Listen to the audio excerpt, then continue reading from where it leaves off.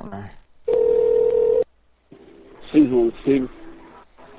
I was wondering if y'all had any pesticides to keep some like rat away. I have a rat killer, arsenic.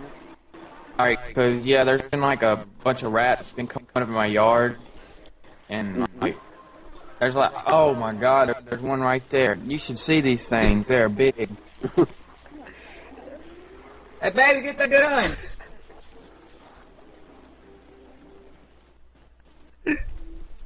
Okay. I got it.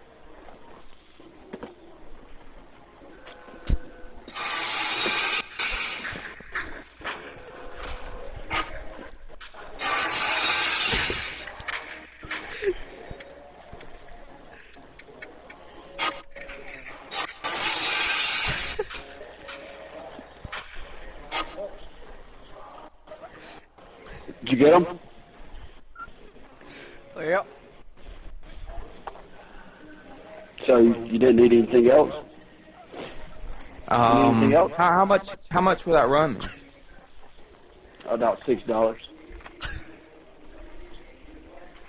Alright, thank you, man. Alright. Bye.